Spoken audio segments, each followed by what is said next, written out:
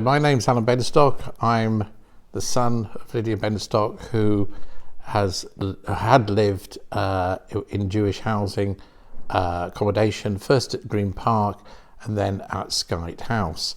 My mother moved here after the passing of my father, first, as I said, to Green Park, and it was her choice. She decided she felt she wanted to come into some more supervised accommodation, and for the about 7 years that she was here and living in LGHA housing, she had a great time. And I think she appreciated the staff, the accommodation, and I'm going to put my name down as soon as possible when I shall be here as well, because I now see the benefit of the Housing Association, the work that it's done. Well, the most important point was that the bulk of a significant part of my mother's time here was during COVID. So it meant that I knew that during COVID, obviously there were the restrictions, whether we can visit and not visit and visit and not be able to see mother. At least I knew she was safe, supervised, and it was in a caring environment. Okay, COVID most probably triggered her dementia or brought it on a bit early because of the isolation, but in the times that she was here, it was fine. It was a nice, safe environment for her. So my brother and I knew that she was safe and cared for. I think my mother summarised it when she said when she lived out, within the wider city community, but when she made the decision, she wanted first of all to move to some form of sheltered accommodation.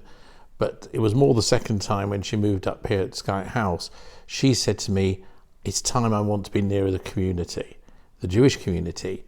So while she may not have engaged as much as others during her normal working lifetime, in her later life it did mean that she was able to be here with people who had similar stories, backgrounds, and there were literally people moved in after she did who she was from Glasgow where she was born, and it meant that connection, and she was able to talk to people about her experiences and they could relate to them. And obviously, yes, having a Jewish community meant there was commonality of community, which was great.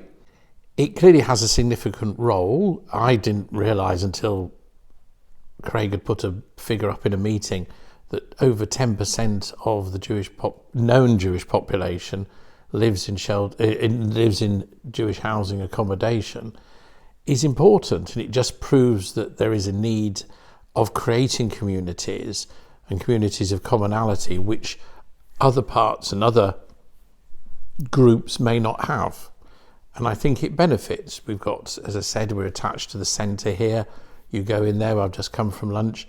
It's a marvellous environment. Everybody's talking. Yes, everybody knows everybody, but that's any Jewish community. Everybody knows everybody. But it's a community of commonality and of interest, which is important. As part of the wider Jewish community, the Housing Association is a significant component.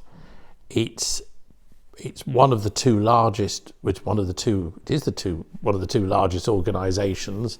They work together, they complement each other, and I think one of the problems is that people don't actually know what it does, and that's part of the messaging that this birthday is all about. Is that the Jewish housing in its 70 years has clearly moved on. It's thinking about the new designs of buildings, facilities, and green credentials, the new projects that have been going on, has taken the housing to perhaps a new level, and is helping educate the rest of the community of what needs to be done on those issues as well, like the solar panels, the gardens, the green spaces, and so on, which is very important. I wish Leeds Jewish Housing happy birthday, 70th birthday.